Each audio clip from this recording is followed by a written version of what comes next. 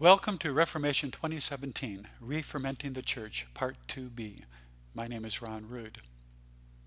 After exploring medievalism's version of Roman Catholic Christian theology, what Martin Luther and the Reformers did to try to change it, and several important Lutheran nuances within the Protestant world, and after suggesting that the 16th century Protestant Reformation response to medieval Catholic theology was itself medieval, and therefore limited in depth and scope by the mindsets, worldviews, bodies of knowledge, states of biblical scholarship, and questions of medievalism, and therefore inadequate and insufficient for the challenges of our time in the 21st century, especially in its absence of a robust ecology theology at its foundation and core.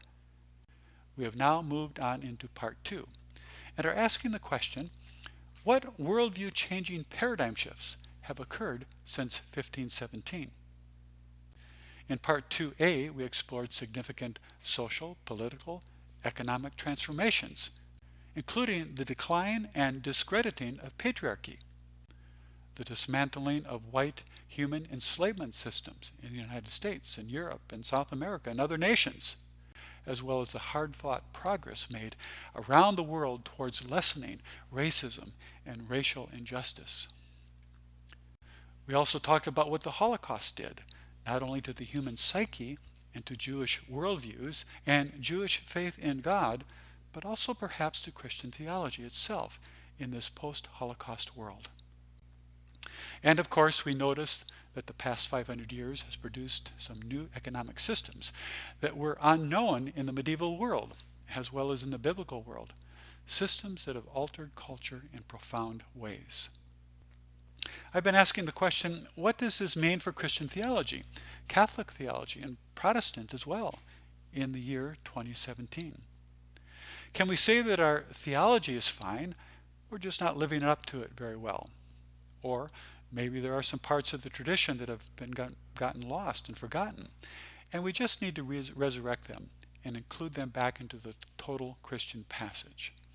Yes, Martin Luther did have some positive things to say about creation theology, which got lost in the 16th century's overfocus on answering the medieval questions of getting into the kingdom of God today and the kingdom of heaven when we die.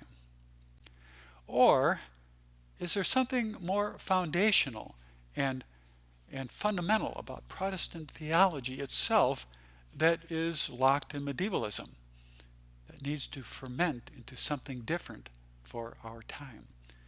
That is the question I'm raising. In this talk 2b, we will now explore some of technology and scientism and the paradigm shifts that have occurred there in the past 500 years. For example, today's college students have never known life without the internet. Is this a good thing? We really don't know at this point. What about ethics? Is complicated technology good? Is it bad? Is it intrinsically neutral depending on how it's used? We enjoy a high level of technology that comes with a high cost, usually ignored to the soil and air and water and plant and animal life and ecosystems of this earth. This high level, high cost technology has put on us enormous pressures and pressures on God's creation, and has put this earth on some unsustainable pathways. What effect is an increasingly online and on-screen life having on us? Are young people being wired differently, psychologically and neurologically and relationally, perhaps causing us to interact differently with the rest of the community life in nature, with our own inner humanity and souls, and even with God? These are open questions, it seems to me. The past 500 years has also seen us enter the nuclear age. 8 and likely 9 nations currently possess nuclear weapons of mass destruction. Tens of thousands of these WMDs are currently locked and loaded in arsenals and aimed at large swaths of God's cherished community of life, including human life. The offending nations are the United States of America, Russia, United Kingdom, France, China, India, Pakistan, North Korea. The state of Israel is a question mark because it refuses to confirm or deny its arsenal to the world community. These are the nations that have decided that WMDs are legitimate tools of governance, diplomacy, doomsday retaliation, leverage, and warfare.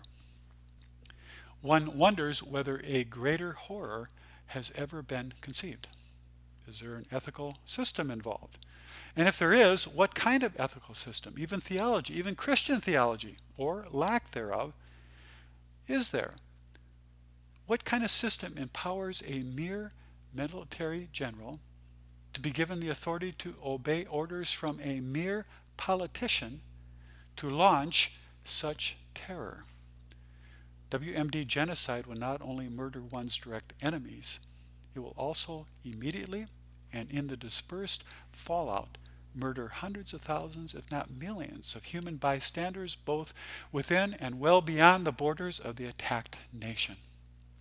Who gives a government the right to engage in regional, mutually assured destruction?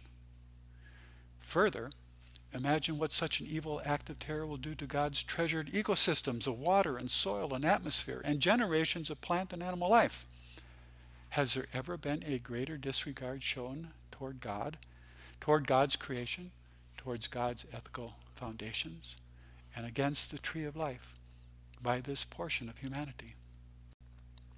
Many of these nations have substantial Christian populations in its leadership and citizenry.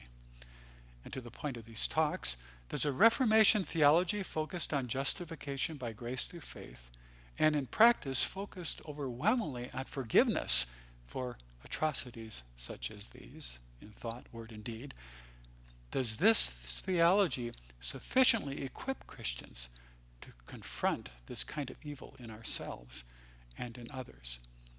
Has Christian theology perhaps become so impotent and desensitizing that most Christians are not even particularly traumatized by these sins? And then there is human-caused pollution. Human misbehavior is systematically turning fertile, life-generating lands into deserts and coral reefs into dead zones. Arctic ice caps are receding, and precious water tables in places like Arizona and Nebraska have plummeted. The amount of carbon dioxide in the atmosphere has increased well beyond predictions of just a few years ago. We are already experiencing disturbing ecosystem-harming hydroclimate megatrends. Normally, in God's creation, 10 to 12 species go extinct in a natural way each year.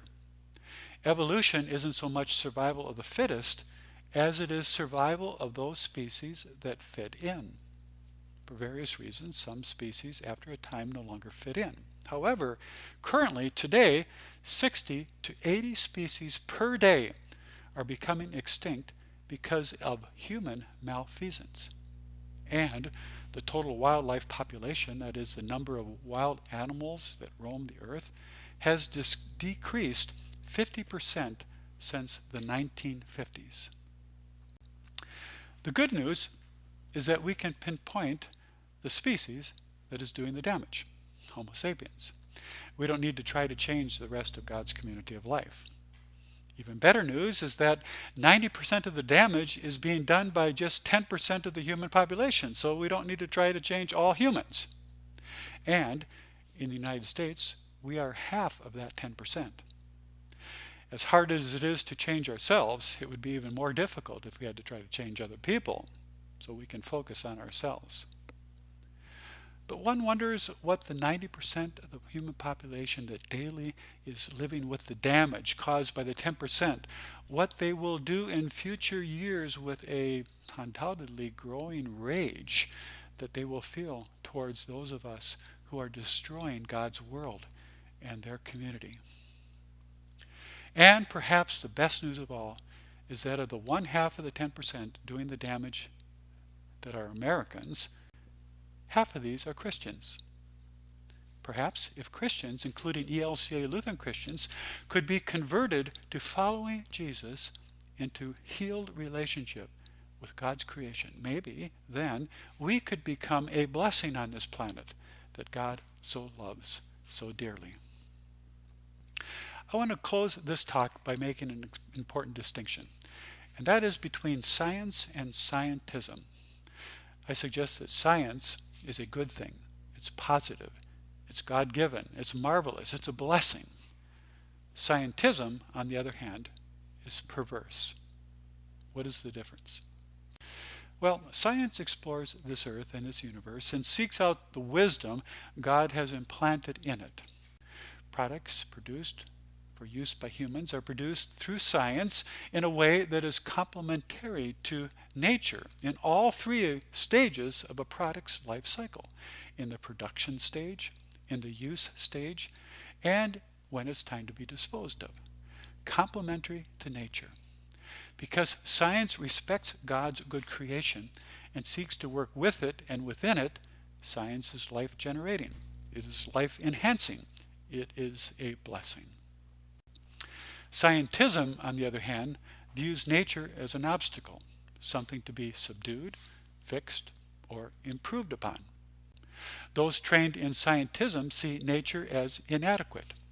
Scientism works over against nature and seeks to have dominion over processes and ecosystems and other species, and takes pride in its ability to alter long-standing natural patterns implanted by God in nature over billions of years. One of these sacred patterns is germination. That is, seeds producing grains and fruits that produce more seeds to produce more grains and seeds, and on and on. Germination is truly a godly blessing. So what does it say when a scientism company produces a seed that they intentionally make sterile and therefore unable to regenerate itself, in the name of protecting a legally maneuvered but nevertheless terribly unethical and anti-God so-called property right? Who behaves in such a fundamentally egregious manner? Now, if they weren't pretending to be ethical or had no use for Christianity or any other faith, then they could say they're doing what they should do. But Christians work in many of these companies and are making these anti-God decisions. Why is that? Scientism is an ideology. It believes and will defend to the death the worldview that Earth belongs to humans, every square inch. We are the species at the top, so just about everything we want to do or can do, we should do. And if we destroy God's creation in the meantime, well, it was meant for us anyway. This is in contrast to a worldview that says, no, Earth belongs to the whole community of life, and we are one part of that. Scientism, I believe, is the dominant force today in most industries, in most universities, in government, in most cultures, in many religious traditions, including Christianity, I would fearfully argue, and in our daily consumerist households. I see this as unfortunate, even sinful. Part 3 of these Ron Talks will explore this further. Part 2 is exploring changes that have occurred since 1517. With Part 2a, we focused on social, political, and economic transformation since 1517. And in Part 2b, we have looked at technology and scientism and its significant harmful underbelly. Part 2c now will explore the significant changes in biblical scholarship and research that have occurred since Martin Luther's time.